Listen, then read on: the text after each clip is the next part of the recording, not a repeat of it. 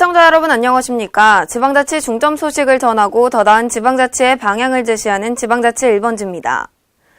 지난 16일 충청남도가 역점 추진 중인 연안 및 하구 생태보건에 대한 토론회장이 국회에서 펼쳐졌습니다. 이날 토론회에는 국회의원과 농식품부, 환경부, 해수부 관계자, 도와 전남도, 전문가 등 100여 명이 참석한 가운데 주제 발표와 토론 등의 순으로 진행됐습니다. 충남연구원 이상진 박사는 충남 연안 및 하구 생태보건 방안을 주제로 하구의 의미와 범위, 보편적 특성, 기능과 가치, 방조제 현황 등을 살피고 닫힌 하구로 인한 생태계 순환 고리 차단, 오염물질 축적 등 하구 생태계 훼손과 수질 악화 등의 문제점을 점검했습니다.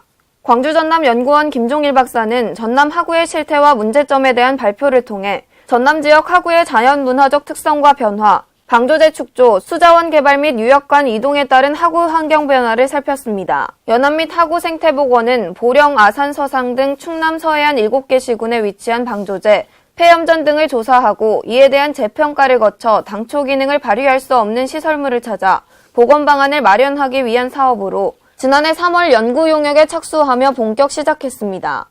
도는 그동안 연구 용역을 통해 전문가 국제 포럼을 개최하고 주민 공청회를 열었으며 지난 7월 연구용역 최종 보고회를 통해 연안 및 하구 생태보건 시범사업 대상지를 발표했습니다.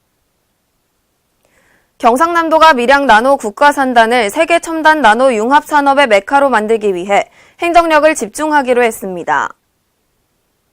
이를 위해 경남도는 오는 17일부터 이틀간 창원 컨벤션센터에서 제3회 나노피아 국제 콘퍼런스 및 전시회를 개최합니다.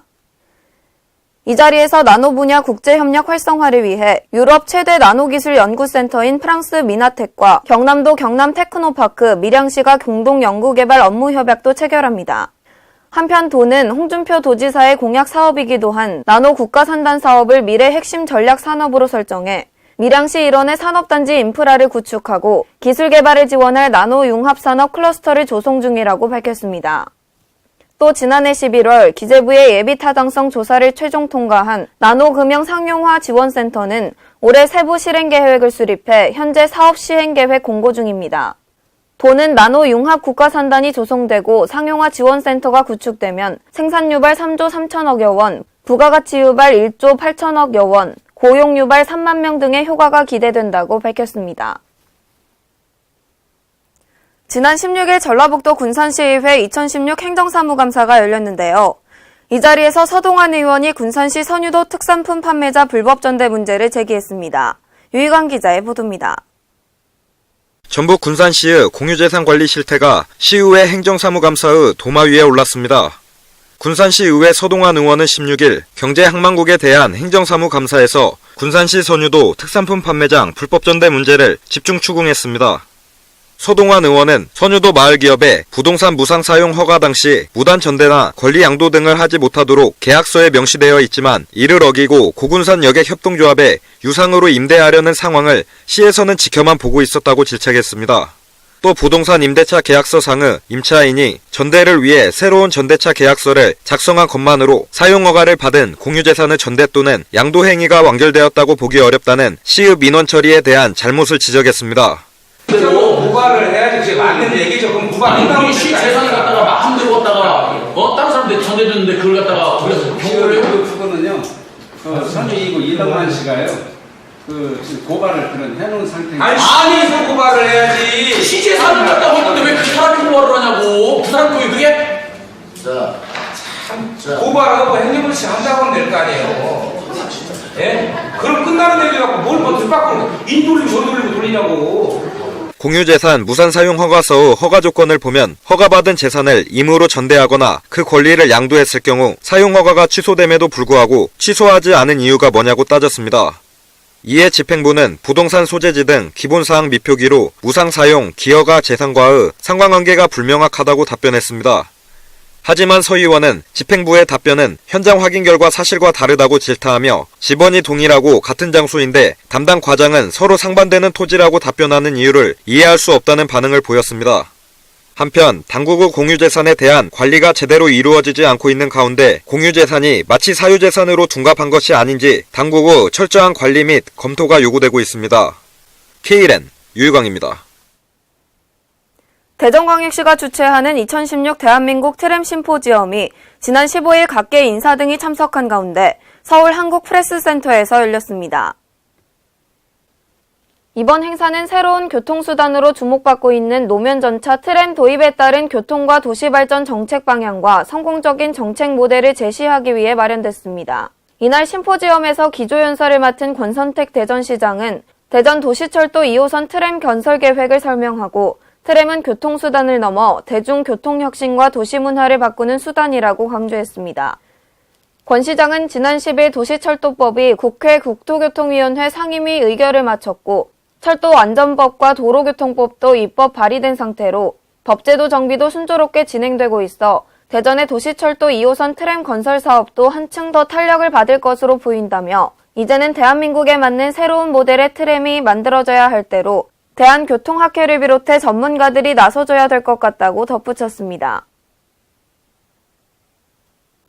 내년 전라북도 전주에서 개막하는 2017 피파 U20 월드컵 코리아를 앞두고 U20 월드컵 전주 지원협의회 발대식 및 성공 다짐 대회가 열렸습니다.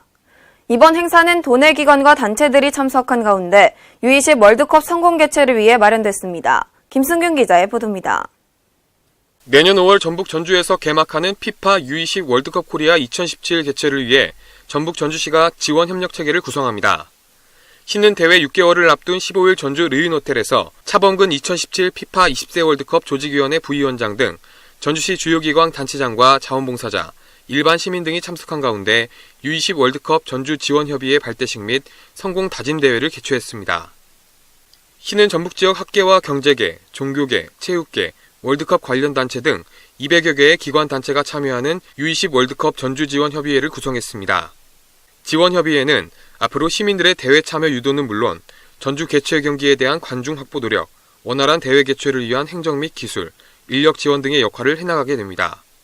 축구에 대한 사랑, 도시에 대한 사랑, 국가에 대한 사랑, 그 열정 하나로 똘똘 뭉쳐서 피파 U20 월드컵 유치를 원했고 또 개막전 유치를 원했기 때문에 오늘 저희가 이 자리에 있다고 생각을 합니다. 특히 이날 성공다짐 대회에서는 대형 한지 축구공을 활용한 성공 결의 응원 메시지 퍼포먼스를 선보여 눈길을 끌었습니다. 한편 마라도나와 피구, 메시 등 세계적인 축구 스타들이 배출된 피파 U20 월드컵은 성인 월드컵 다음으로 규모가 큰 피파 주관대회로 내년 5월 20일부터 6월 11일까지 6개 대륙 24개국이 참석한 가운데 진행됩니다. K랜 김승균입니다. 세종특별자치시 중심에 오는 2020년 완공을 목표로 국립중앙수목원이 조성됩니다. 이에 지난 16일 세종시 연기면 세종리에서 국립중앙수목원 조성사업 기공식이 열렸습니다.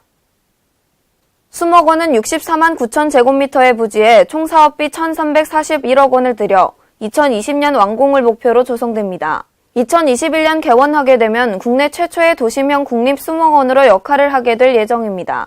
수목원은 온대 중부권역 식물자원을 수집 전시 보존과 기후변화 취약 식물종에 대한 모니터링 및 연구, 녹색문화 체험 교육 등을 제공하기 위해 연구동과 사계절 전시온실 등 13개의 건축동과 한국전통정원, 희귀특산식물원, 습지원 등 18개 전시원 등이 들어섭니다.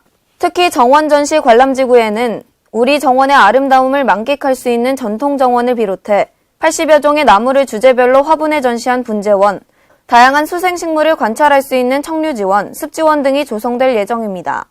식물교육 연구지구에는 산림식물 유전자원 보존을 위한 연구동과 희귀특산식물을 전시하는 사계절 전시온실도 건립됩니다. 전라북도 지역 중고등학교에서 독감 환자가 늘고 있어 전북교육청과 보건당국은 사태를 예의주시하고 있습니다. 지난 16일 전북도교육청에 따르면 지난달 하순부터 도내 각급 학교에서 총 267명의 독감 환자가 발생했습니다. 이번 독감은 질병관리본부의 역학조사 결과 A형 독감으로 점쳐지고 있습니다. 독감 환자가 잇따르자 도교육청은 환자 발생 학교에 대해 위생점검을 벌이고 있으며 손 씻기 등 개인 위생을 철저히 하도록 주문한 상태입니다. 세종특별자치시에서 충남과 천안, 아산시를 경유해 경기 평택까지 연결하는 국도 43호선 46.5km 구간이 오는 19일 전면 개통됩니다. 국토교통부에 따르면 이번 도로 개통으로 서울 세종 간 통행시간이 주말에는 29분, 출퇴근 시간대에는 25분이 단축될 것으로 전망했습니다. 고속도로 통행료는 승용차 기준 2,800원이 절감되고 운행거리도 5에서 8km 단축될 것으로 예상하고 있습니다. 이상으로 지방자치 1번지를 마칩니다. 시청해주신 여러분 고맙습니다.